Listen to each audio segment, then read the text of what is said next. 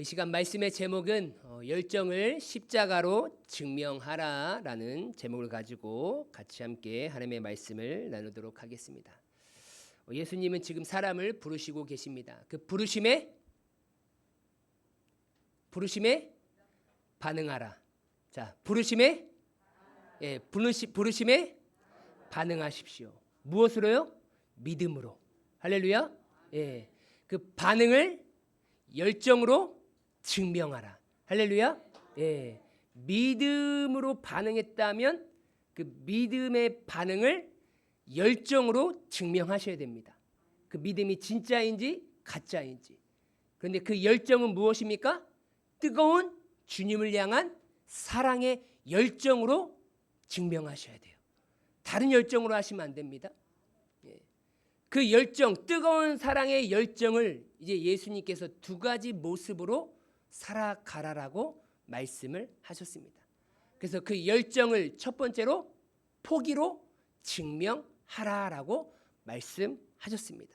그래서 예수님은 자기를 부인해야 된다. 내 자신을 인정하지 않는 삶이 예수님을 뜨겁게 사랑하는 그 삶이고 예수님의 부르심에 믿음으로 반응한 자의 합당한 모습이다라고 말씀하셨습니다.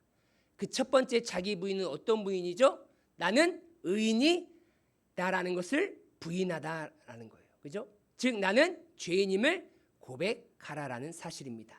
날마다 하나님의 은혜가 없이는 살아갈 수 없는 존재임을 고백하며 살아가시길 간절히 주님의 이름으로 소망합니다. 아멘. 두 번째는 무엇입니까? 내 지식과 경험이 옳다라는 것을 부인하라라는 것입니다. 배워야 합니다. 경험 많이 있으셔야 됩니다. 하지만 말씀 앞에서는 나의 모든 지식과 경험을 부인하는 그러한 인생이 되시길 주님의 이름으로 소망합니다. 세 번째입니다. 내게 있는 모든 것이 내 것임을 뭐하라고요? 부인하라라는 거예요. 다 나의 소유권을 이제 예수님께로 이전했다라는 것이죠. 이 세 가지 자기 부인적인 삶을 살아가시는 우리 귀한 성도님들 삶이 되시길 주님의 이름으로 소망합니다. 이제 두 번째, 예수님께서 자기 자신을 따라올 자들, 뜨거운 사랑의 열정으로 믿음으로 반응한 그 인생들이 갖춰야 될 두 번째 모습은 무엇입니까? 십자가를 지는 삶이다라는 거예요. 그래서 예수님께서는 수많은 무리들 앞에서 예수님이 어떤 분이신지에 대한 그 슬로건을 내세우셨다라고 말씀을 드렸습니다. 그 슬로건은 무엇입니까? 자기를 부인하라, 자기 십자가를 지라라는 이 슬로건밖에 내세우지 않으셨습니다. 그런데 이 두 가지 슬로건은요, 그 수많은 무리들에게 전혀 인기가 없었고요, 매력적이지 않는 슬로건입니다. 그 슬로건을 들으면 귀가 쫑긋하고 감겼던 눈이 떠지면서 저게 뭐야? 라고 바라볼 수 있는 슬로건이 아니라 내가 저거 들으러 왔어? 저게 뭐야? 에이, 속상해. 그런 마음이 들 정도로 사람에게 전혀 매력적이지 않은 슬로건을 예수님은 내세우셨다라는 거예요. 왜요? 그 당시의 무리들도 오늘날 우리와 같이 별반 다른 것이 없죠. 늘 항상 우리의 관심사, 세상의 관심사는 무엇입니까? 돈, 명예, 권력, 세상 즐거움, 쾌락, 또한 건강, 다양하게 온통 세상의 것이었어요. 그런데 예수님의 슬로건은 그러한 것이 아니라 자기를 부인하라, 자기 십자가를 지라라는 슬로건이었습니다. 그래서 이 슬로건을 듣고 과연 예수님을 따라갈 사람이 몇 명이나 될지 참 염려스러운 슬로건이었어요. 하지만 예수님은 자신이 걸어간 그 길을 동일하게 바로 옆에서 함께 같이 먹고 같이 자고 같이 고난받고 그 길을 걸어가야 할 제자를 부르는 것이었기 때문에 사람들에게 매력이 없다 할지라도 예수님은 이 슬로건을 발표하실 수밖에 없으셨다라는 것입니다. 특히 이 두 가지 슬로건 중에 무엇이 더 많은 사람들의 마음을 괴롭게 하고 힘들게 할까요? 자기를 부인하라는 이 슬로건, 그래, 내 자신을 인정하지 않으면 되지 뭐. 내 것 다 주님의 것이고, 그래 나 죄인이야, 나 하나님의 은혜 없이는 살아갈 수 없는 존재, 내가 배운 지식 경험들, 네 알겠습니다, 예수님 앞에 다 내려놓겠습니다. 자기 부인은 어떻게든지 좀 할 수 있을 것 같아. 그런데 이 두 번째 무엇이에요? 자기 십자가를 지라라는 이 슬로건만큼은 뺐으면 좋겠는데, 예수님은 자기 십자가를 지라라는 이 슬로건을 집어넣으셨어요. 이 십자가라는 슬로건, 가장 고통스러운 형벌을 의미하고 있는 그 슬로건, 그들에게 그냥 십자가 생각하면 끔찍해, 쳐다보기도 싫어, 생각하기도 싫어라는 그러한 온통 형벌이라는, 그 끔찍한 형벌이라는 생각으로 사로잡힌 그 십자가를 예수님은 내세우고 있으셨다라는 거예요. 왜요? 수많은 군중을 모으려고 하는 것이 아니라 진짜 나를 따라오려고 하는 제자를 부르시기 위함인 것이죠. 여러분, 정말 예수님의 제자는 누구입니까? 십자가를 지고 예수님의 발자취를 동일하게 걸어가는 자가 참 제자인 줄 믿습니다. 지난 시간에 말씀드렸듯이 십자가를 다 져야 하는데, 십자가를 지는 것이 무엇입니까? 라고 정확하게 모든 사람들에게 똑같이 말씀드릴 수는 없다라고 말씀을 드렸어요. 왜 그렇습니까? 때로는 내 자녀가 나의 십자가일 수도 있습니다. 또한 내 남편이 나의 십자가일 수도 있습니다. 또한 나의 사업장이, 나의 직장이, 또한 다양한 환경과 상황이 다르기 때문에 모든 것이 그것이 당신의 십자가입니다라고 인륜 보편적으로 말씀드릴 수는 없어요. 그리고 내가 짊어져야 할 그 십자가의 깊이와 넓이가 다 달라요. 그런데 모든 사람마다 주어진 십자가의 환경과 상황과 깊이와 크기가 다 다르다 할지라도 그 십자가로 다가오는 그 본질적인 형태는 같다라고 말씀을 드렸어요. 모양은 다르지만 본질은 같다라는 거예요. 여러분, 아버지의 모습들은 다 다양하지만 아버지라는 본질은 같겠죠. 아닌가요? 맞잖아요. 어머니의 모습은 다 다양하겠지만 어머니라는 그 본질은 같잖아요. 이것처럼 우리가 십자가를 져야 하는 모습은 다양하지만 이 십자가의 본질은 같다라는 것입니다. 그 첫 번째 십자가의 본질은 무엇입니까? 우리 다 같이 다시 한번 읽겠습니다. 시작. 고난의 십자가를 지라. 아멘. 사도 바울은 이렇게 말합니다. 그리스도를 위하여 너희에게 은혜를 주신 것은, 여러분 오늘 이 자리에 뭐하러 오셨습니까? 은혜 받으러 오신 줄 믿습니다. 하나님께서 예비해 두신 은혜를 여러분들 받으러 오셨어요. 근데 그리스도를 위하여서 여러분들 은혜를 주신 이유가 무엇이냐면, 그래 내가 예수 믿어야지, 내가 예수 의지해야 되지 라고 끝나는 것이 아니라 또한이라고 얘기하고 있어요. 또한 예수를 위하여 무엇도 받게 하기 위함이라고요? 무엇도 받기 위해요? 왜 대답을 안 하세요? 네? 축복받게 하기 위함이라 해서 축복받기 위함이라 라고 얘기하실 텐데, 나 오늘 은혜 받아야 돼 안 받아야 돼 막 고민하고 시작하시죠 지금. 왜요? 빌립보서 1장 29절 말씀은 성립이 돼요. 뭐하고 뭐요? 은혜와 고난. 여러분, 은혜 받으시면 고난 받을 준비하셔야 되는 거예요. 제가 말하는 게 아니라 성경이 말하잖아요. 저는 그렇게 말씀드리고 싶어요. 여러분, 은혜 받으셔서 더 좋아졌으면 좋겠습니다. 근데 저는 그렇게 말 못해요. 성경이 뭐라고 얘기합니까? 은혜 받으면 고난 받을 준비하라라고 얘기하고 있어요. 여러분, 십자가의 본질적인 의미는요, 고난입니다. 고난이에요. 여러분, 예수님도 고난의 십자가를 지셨습니다. 편리한 십자가, 누구나 질 수 있는 십자가, 아무런 고통이 없고 아픔이 없는 십자가를 지신 분이 아니십니다. 그래서 사람은요, 누구나 고난받고 싶어하는 사람이 없어요. 그렇지 않겠습니까? 누가 아프고 싶고 누가 힘들어하고 싶고 누가 괴로워하고 싶은 사람이 어디 있겠습니까? 늘 항상 행복하고 싶고 편안하고 싶고 즐거워하고 싶은 것이 우리의 마음 아니겠습니까? 그래서 예수님은 생명으로 인도하는 좁은 문을 찾는 자들이 적다라고 이렇게 얘기하고 있어요. 어디로 인도하는 문이요? 생명으로. 나를 구원으로 인도하는 그 좁은 문을 찾아서 그 좁은 길을 걸어가는 인생들이 적다라고 얘기하고 있어요. 왜요? 그 길이 매우 좁고 협착하다라고 얘기하고 있어요. 여러분, 좁고 협착하다라는 것은 무엇을 의미하죠? 불편함을 의미합니다. 괴로움을 의미합니다. 힘듦을 의미합니다. 고난을 의미하는 거예요. 그러니까 사람의 본성이 원래 그런 길을 가고 싶지 않아요. 여러분, 모래밭길을 걸어 다니고 싶으십니까? 아니면 아스팔트 길, 편한 시멘트 길을 걸어가고 싶으십니까? 누가 힘든 길을 걸어가고 싶겠습니까?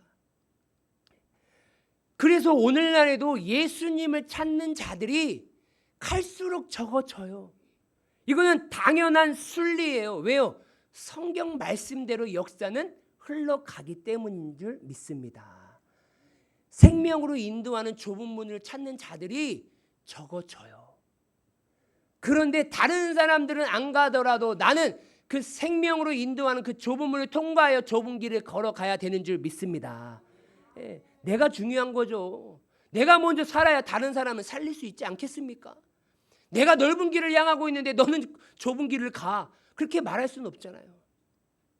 그래서 믿음은요, 편안할 때 나타나는 것이 아니라 정말로 고난 앞에, 어려움 앞에 나타나잖아요. 정말로 의리 있는 친구가 누구예요? 밥 사줄 때 나오는 친구? 선물 준다고 할 때 나오는 친구요? 아니에요. 정말로 내가 힘들고 어려울 때 내 곁에 있어주는 친구. 여러분, 진짜 친구는 누군지 알아요? 내 부모님이 돌아가셨을 때 장례를 치는데 3일 동안 장례식장에 있어준 친구가 진짜 친구예요. 결혼식장에 와가지고 축의금 돈 많이 주는 친구가 진짜 친구가 아니에요. 몇 명 있으셨어요? 내 부모님 장례식장에 2박 3일 동안 끊임없이 있어준 친구 3명만 있잖아요. 그 사람 대단한 사람인 거예요. 그 사람 대단한 사람인 거예요. 고난과 역경이 와도 믿음으로 자기에게 주어진 십자가를 지고 예수님을 따라가는 삶이 제자의 삶인 줄 믿습니다. 이제 두 번째, 십자가의 본질이 무엇이냐? 우리 한번 다 같이 읽겠습니다. 시작. 사명의 십자가를 지라. 아멘. 첫 번째, 무슨 십자가를 지시라고요? 고난의 십자가를 지시고, 두 번째, 무슨 십자가를 지시라고요? 사명의 십자가를 지셔야 되는 거예요. 그럼 사명은 무엇입니까?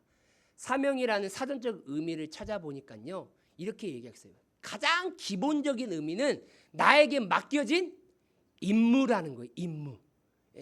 나에게 맡겨진 일. 그리고 이번에 보니까 사신이나 사절에게 주어진 명령이라는 거예요. 그러니까 오늘 성경적으로 보면 예수님을 믿음으로 반응하고 뜨거운 사랑의 열정으로 예수님을 따라가겠나라고 고백하면서 날마다 자기를 부인하며 살아가는 그 인생들의 예수님께서 그 인생에 명하신 것이죠. 뭐라고요? 너 십자가를 쳐라. 근데 그 십자가는 너에게 사명이다라고 얘기하고 있어요. 그러니까 예수님을 따라가고 있는 그 제자들에게 명령하신 것이 곧 사명이다라는 거예요. 그런데 한번 예를 한번 보세요. 그 두 번째, 그 첫 번째 줄 예를 보면 사절단은 여러 번 죽을 고비를 뭐 하면서도요? 넘기면서도 무사히 사명을 마치고 돌아왔다라는 거예요. 여러분, 사명이라는 것은 시킬사 목숨명이에요. 시켰어요. 일을 시켰는데 그냥 시킨 것이 아니라 네 목숨을 다하여 그 일을 감당하라고 시킨 것이 사명인 줄 믿습니다. 목숨이 걸려져 있지 않은 것은요, 사명이나 말하지 않아. 여러분, 그렇잖아요. 부모님이 자녀에게 심부름 시키는데 야, 가서 콩나물을 좀 하나 사와. 근데 넌 사명을 다하여 콩나물을 가지고 사갖고 와라라고 하는 부모님 단 한 명이라도 계십니까? 없어요. 그렇죠? 없어요. 왜요? 콩나물 사오는 것은요, 목숨 걸 일이 아니에요.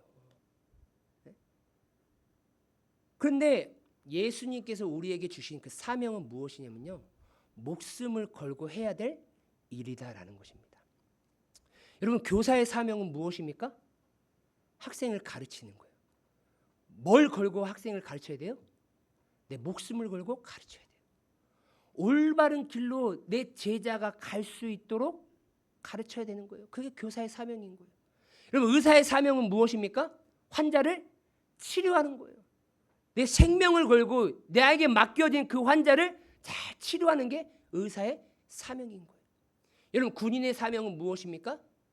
나라를 안전하게 지키는 사명인 거예요. 전쟁이 났습니다. 군인이 도망가는 순간 군인이 아니에요. 자기 목숨을 걸고 나라를 지키려고 하는 것이 바로 군인의 사명입니다. 이처럼 사명은요, 각자의 직위에 따라서 자연스럽게 따라오는 것이 바로 사명입니다. 여러분, 직위라는 것은 무엇이냐면요, 어떠한 조직 내에서 그 한 사람이 맡고 있는 고유한 업무의 가치를 말하는 게 바로 직위예요. 그래서 우리가 예수님의 부르심에 믿음으로 반응하여서 뜨거운 사랑의 열정으로 예수님을 따라가는 그 순간 우리가 제자로도 불려지기도 하지만 오늘날에 우리에게 불려지는 그 직위가 있습니다. 그게 무엇이냐면 바로 따라해 보겠습니다. 그리스도인. 무엇이라고요? 그리스도인이라고 얘기해요. 여러분, 우리가 예수님을 믿는 순간 우리에게 붙여지는 직분이 있어요. 뭐 목사, 장로, 권사, 안수집사, 집사, 권찰, 그런 거 다 떠나서요, 그거는 교회를 섬기기 위한 하나의 직분인 것이지 예수를 믿는다고 해서 그런 직분이 주어지는 게 아니에요. 여러분, 예수를 믿기 위해서 주어지는 직분은 단 하나예요. 그것이 무엇입니까? 그리스도인이에요. 그리스도인이란 건 무엇입니까? 그리스도께 속한 자라는 의미인 거예요. 그리고 그리스도를 따라가는 추종자라는 의미가 있습니다. 여러분, 우리는 그리스도인이 된 줄 믿습니다. 그래서 우리는 예수 안에 거하는 인생이고 예수님을 따라가는 인생인 거예요. 그래서 그 그리스도인이라는 직위가 우리에게 주어졌다면 그 직위에 따른 반드시 그 업무, 그리스도인으로서 해야 할 그 업무, 즉 사명이 반드시 주어진다라는 것을 우리는 잊지 말고 기억해야 하는 거예요. 하지만 많은 사람들은요, 예수님을 믿으면 종교적인 행위는 하지만 예수님을 믿는 순간 나에게 자동적으로 주어지는 사명이 있다라는 것을 모르고 살아갑니다. 이건 마치 내가 직장에 원서 써가지고 들어갔는데 합격을 했어요. 그럼 직장에 딱 들어갔으면 무엇입니까? 어떠한 직분이 주어지죠. 그리고 어떠한 맡겨진 해야 될 일이 주어집니다. 그런데 직장에 딱 들어가 놓고서는 아무것도 안 하는 것이나 마찬가지인 거예요. 여러분, 내가 예수님을 믿었는데 그리스도인이 되었는데 사명을 감당하지 않는다라는 것은 내가 직장에 들어갔음에도 불구하고 아무것도 안 하고 있는 것이나 마찬가지다라는 거예요. 네. 여러분, 직위는 언제 인정되나요?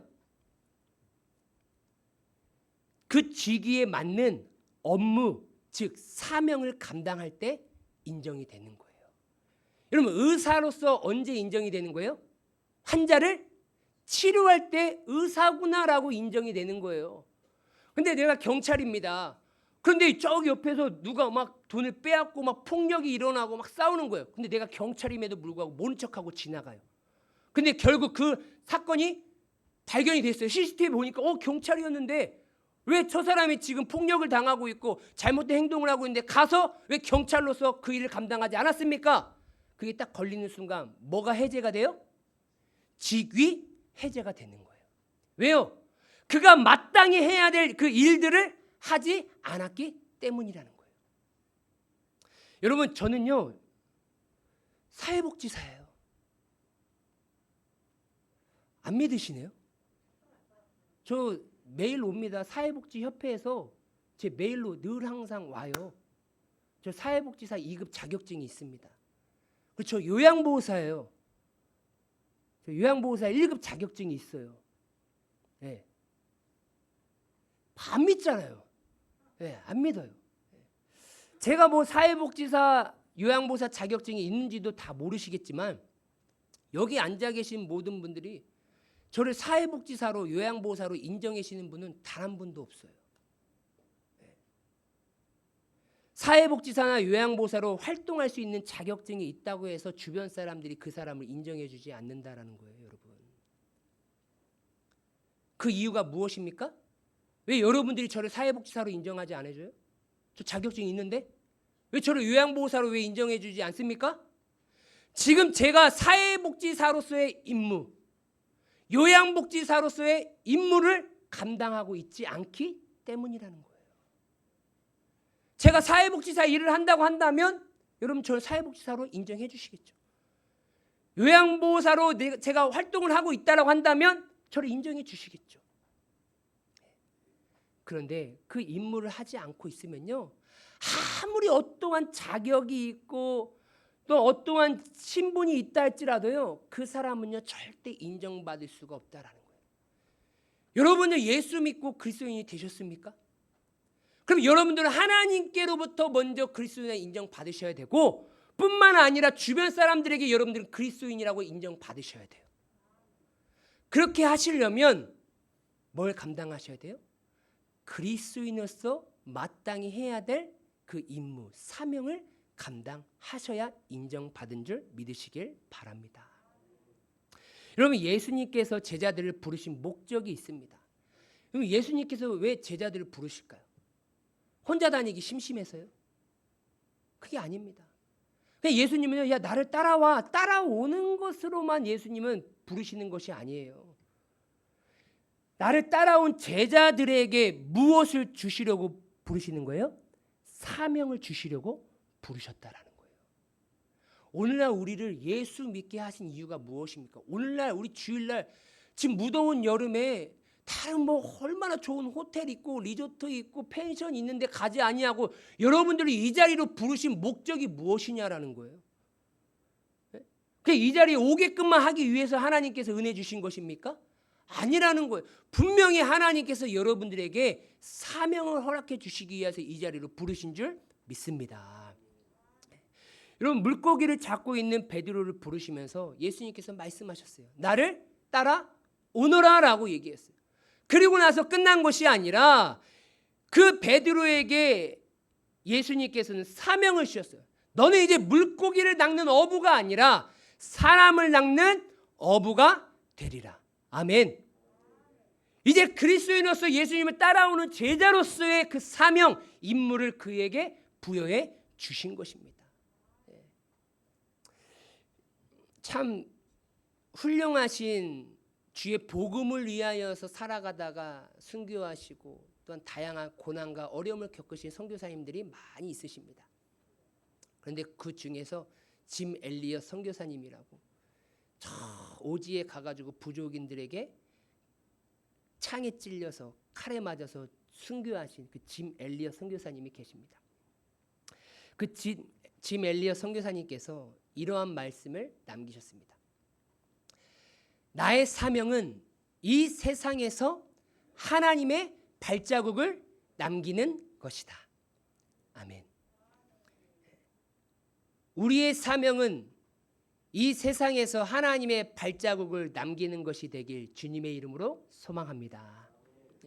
그러면서 이 짐 엘리엇 선교사님께서 순교지에서 죽음을 당하시고 이제 그 선교사님의 그 수첩에 보니까 이런 글귀가 적혀 있었습니다. 결코 놓쳐서는 안 되는 일, 그것을 위하여 결국 끝까지 붙들고 있을 수 없는 그것들을 버리는 사람, 그는 결코 어리석은 사람이 아니다. 이 역사 속에서 하나님의 위대한 발자취를 남기기 위해서, 하나님께 쓰임받는 삶을 살기 위해서 청춘과 부와 명예와 권력을 버릴 수 있는 사람은 결코 어리석지 않다는 것이다.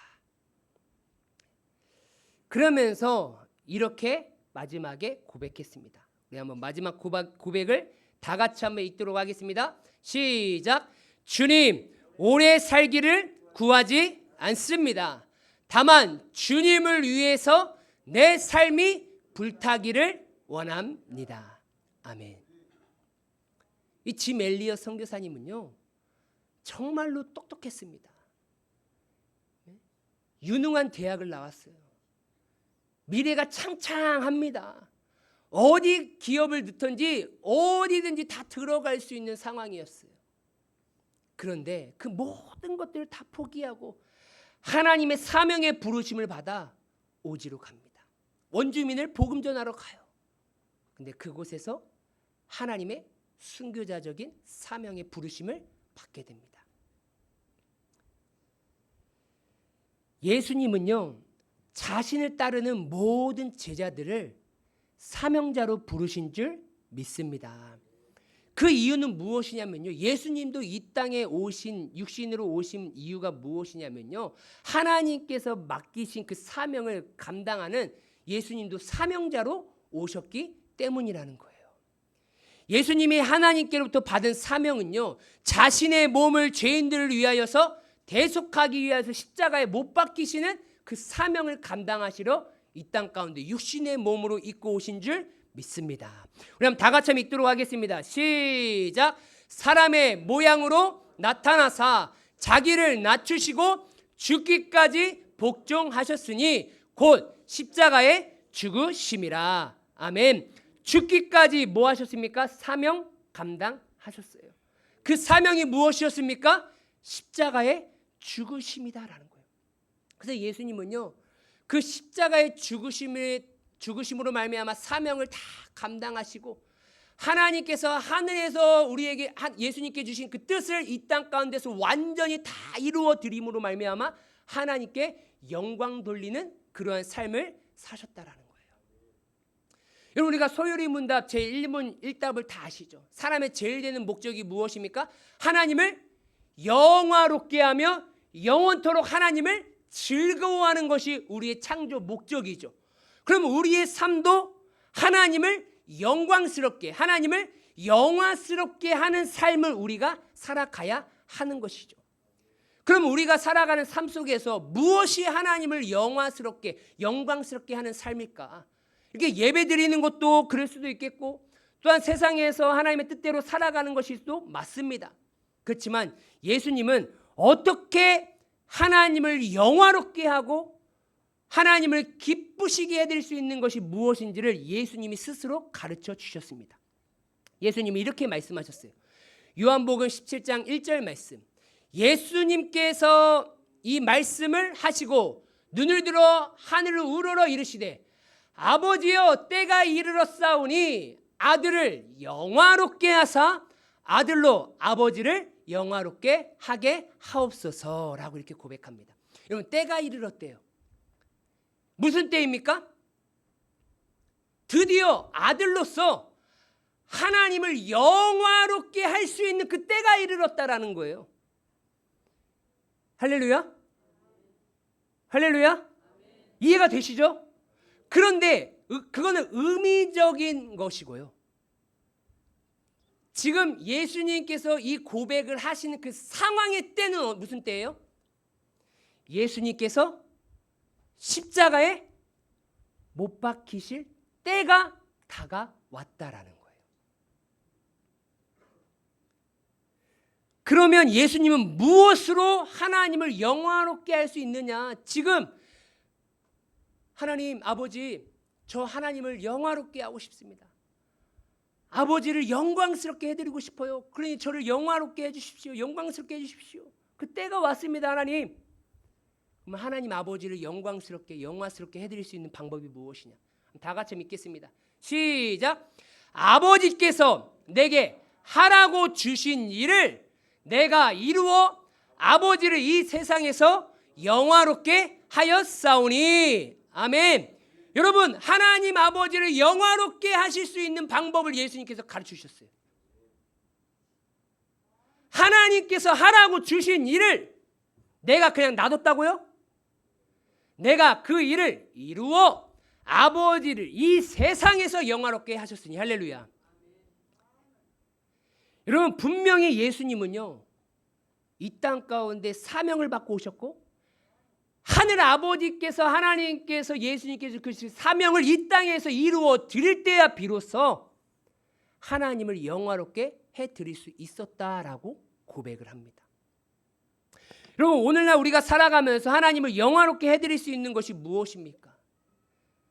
내게 주신 사명을 끝까지 감당하게 될 때 우리는 지금 이 세상에서 내가 믿고 있는 그 하나님을 영화롭게 해드리게 되는 줄 믿습니다.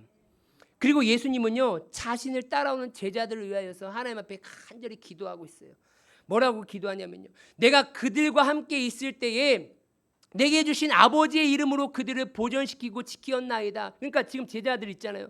나는 이제 예수님 이제 십자가에 못 박혀서 예수님이 하나님께서 주신 그 사명을 다 완수하고 하나님을 영화롭게 하기 위해서 이제 모든 것 다 준비가 되었어요. 그렇지만 이제 제자들이 남아 있잖아요. 하나님, 제가 있을 때는 그들을 다 보존하고 지켰습니다.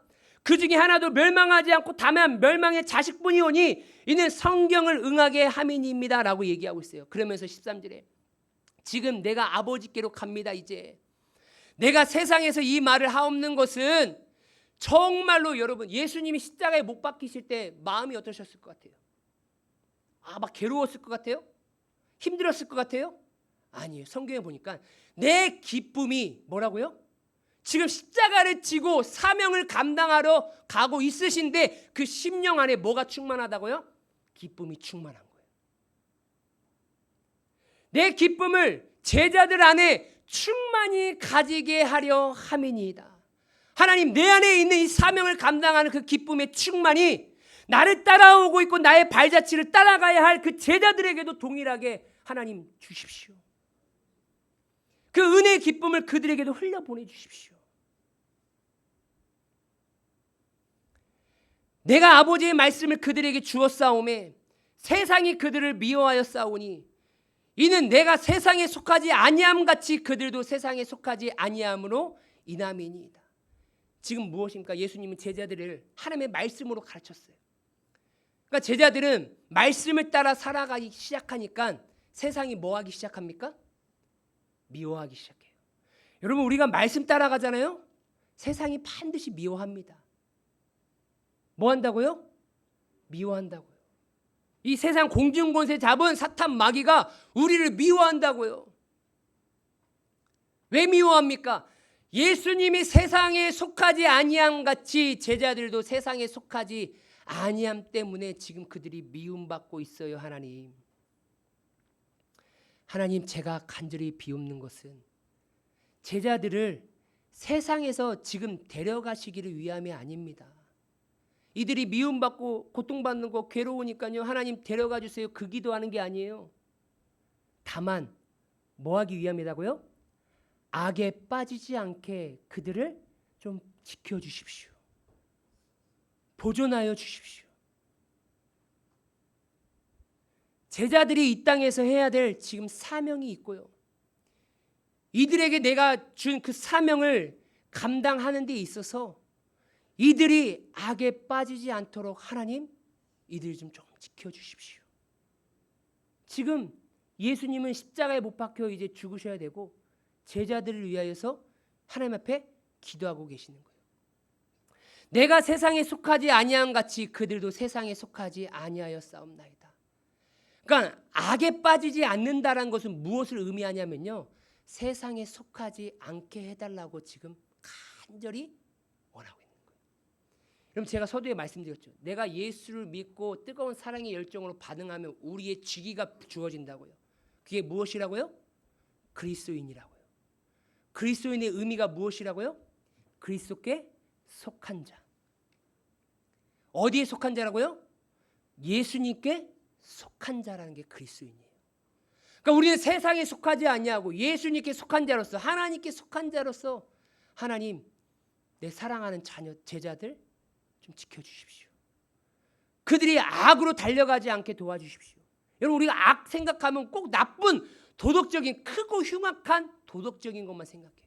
여러분, 하나님을 사랑하지 아니하고 세상 쾌락 사랑하면서 온갖 축제는 다 돌아다니면서 하나님을 찾지 않는 그런 인생들, 다 악을 위해서 달려가고 있는 거나 마찬가지인 거예요. 여러분, 그들을 진리로 거룩하게 하옵소서. 할렐루야. 진리가 무엇입니까? 아버지의 말씀은 진리니이다. 그러니까 악에서, 그 악에 빠지지 않게 하기 위해서, 세상에 속하지 않게 하기 위해서 진리를 붙잡아야 되는데 그 진리는 무엇입니까? 하나님의 말씀이에요. 진리 붙잡았더니 또 세상이 나를 미워하네. 네? 18절 다 같이 읽겠습니다. 시작. 아버지께서 나를 세상에 보내신 것 같이 나도 제자들을 세상에 보내었고. 아멘. 이제 하나님께서 예수님을 이 땅에 사명자로 보내신 것 같이 또 우리에게 이르시되 아무든지 나를 따라오려거든 자기를 부인하고 날마다 제 십자가를 지고 나를 따를 것이니라 라고 믿음으로 반응한 나를 따라오는 제자들을 뭐 하신다고요? 내 품 안에서 그냥 안고 있는 것이 아니라 나도 보냄을 받은 자로서 내 제자들을 어디에 보낸다고요? 세상에 보냈다라는 거예요. 여러분, 그래서 제자는요 무엇이냐면요, 사명을 받고 세상에 보내심을 받은 자인 줄 믿으시길 바랍니다. 여러분, 우리가 이 자리에 와서 하나님의 말씀 진리를 붙잡는 것은 무엇입니까? 내가 악에 빠지지 않기 위함인 거예요. 세상에 속하지 않기 위함인 거예요.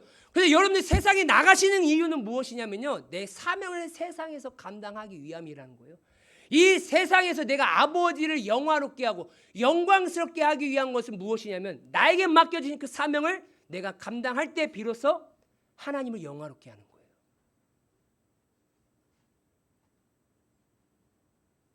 19절 20절입니다. 다 같이 읽겠습니다. 시작. 또 그들을 위하여 내가 나를 거룩하게 하오니 이는 그들도 진리로 거룩함을 얻게 하려 함이니이다. 내가 비옵는 것은 이 사람들만 위함이 아니요, 또 그들의 말로 말미암아 나를 믿는 사람들도 위함이니. 아멘.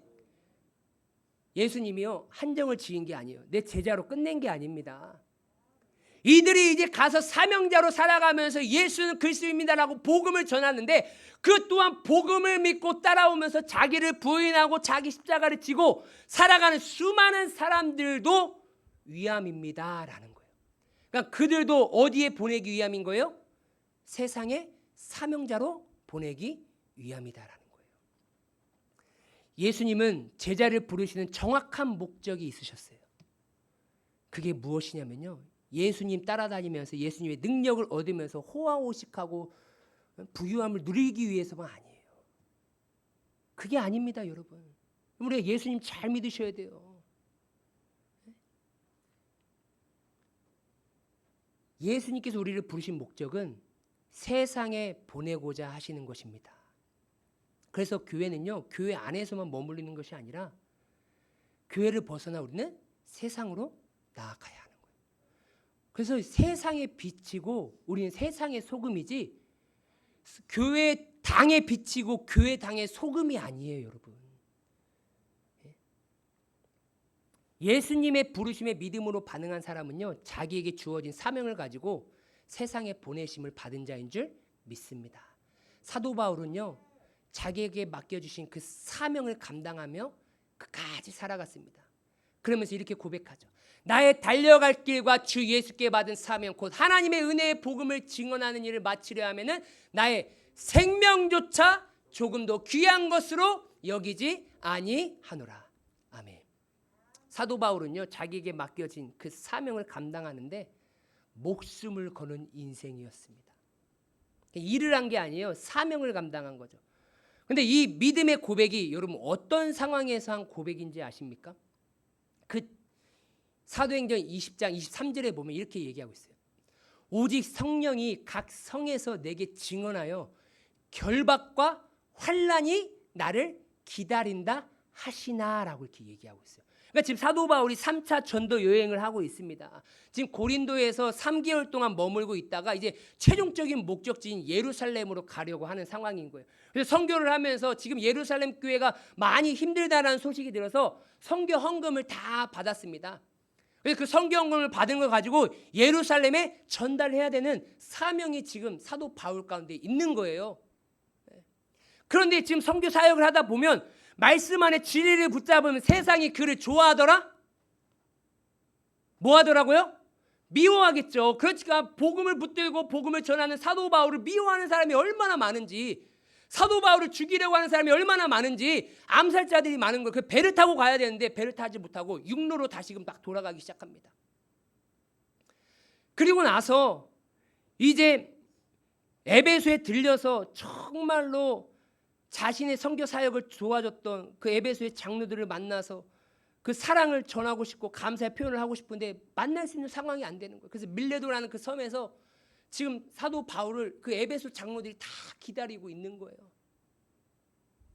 그래서 사도 바울이 그 밀레도에서 에베소 장로님들을 다 만나가지고 마지막 예루살렘으로 가기 전에 고별 설교한 것이 바로 이 사도행전 20장의 내용인 거예요. 그런데 사도 바울이 각 성을 돌아다니면서 각 지역을 돌아다닐 때마다 성령의 감동이 뭐라고 얘기하냐면, 바울아, 너 지금 예루살렘 교회가 어려워서 헌금을 전달해야 될 사명이 너에게 있지? 그런데 너 예루살렘 가면 결박당해. 너 환난을 당해. 결박과 환난이 너를 기다린다. 야, 예루살렘 교회가 그래 힘들고 어려운데 사도 바울이 성경 돌아다니면서 성경을 많이 받아와가지고 우리 교회를 회복시켜줬어. 그래서 많은 성도들이 막 와서 박수 쳐주고 많은 사람들이 너를 이렇게 환송해줄 것 같아? 아니야. 너를 기다리는 것은 딱 두 개야. 결박과 환난이야. 라고 이렇게 딱 들어요. 누가 얘기해 준다고요? 주변 사람이 아니라 누가 얘기해 준다고요? 성령님이. 그럼 이대로 진짜 이루어져요? 안 이루어져요? 이루어지겠죠. 하나님이 말씀하신 건데.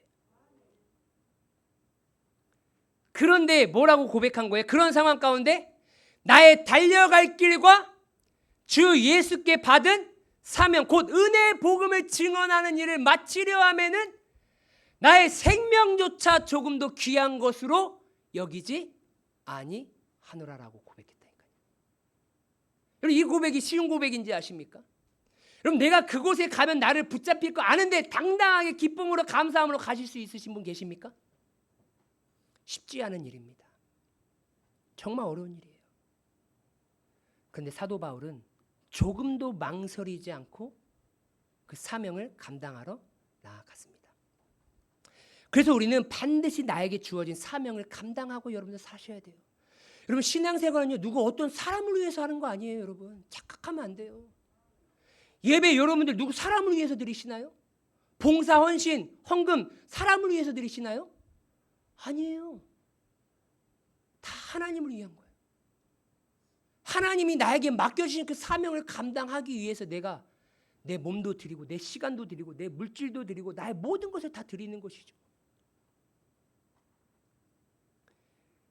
이것이 누가복음 23장에 기록된 예수님의 초대예요. 너 나 따라올 거니? 그런데 내가 너에게 사명을 줄 거야. 근데 너 그 사명 목숨 걸고 해야 돼. 그냥 힘들면 그거 버려버리고, 귀찮으면 버려버리고, 감정 상하면 막 버려버리고, 뭐 상황에 맞춰서 버려버릴 거면 나 따라오지 마. 안 따라와도 돼. 뭘 걸고 따라오라고요?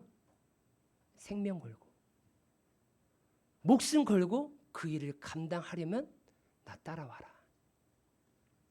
자기를 부인하고 십자가를 지는 삶, 이것이 진정으로 제자에게 주어진 삶인 줄 믿습니다.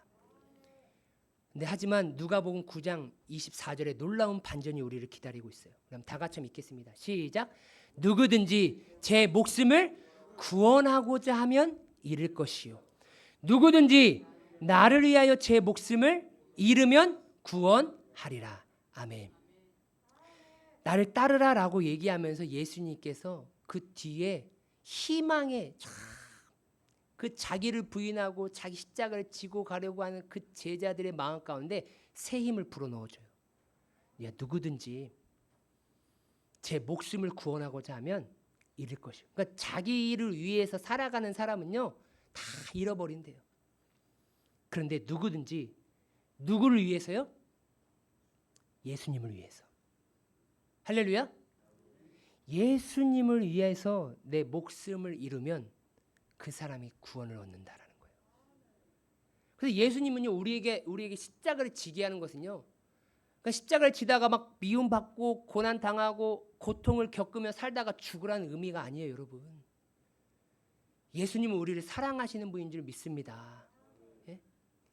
그게 아니에요. 왜? 예수님은 진리를 아세요. 하나님의 그 진리의 계획을 아십니다. 반드시 주를 위해서 목숨을 다하는 인생만이 구원을 받기 때문이라는 거예요. 누구를 위해서요? 주를 위해서 목숨을 거는 인생만이 구원을 얻기 때문에 십자가를 지라고 명령하신다니까요. 여러분 그렇잖아요. 나를 위해서라도 내가 희생하고 헌신하고 막 고난의 길을 걷는 분들도 계시잖아요. 근데 그런 인생들은요, 영생을 얻지 못해요. 구원을 얻지 못합니다. 다 누구를 위하여서요? 예수를 위하여서. 그 예수를 위하여서 희생하는 자만이 구원을 얻게 하신다는 거예요. 자신의 삶을 내려놓을 때 비로소 예수 그리스도 안에서 여러분 참된 삶을 발견하게 됨을 믿으시기 바랍니다.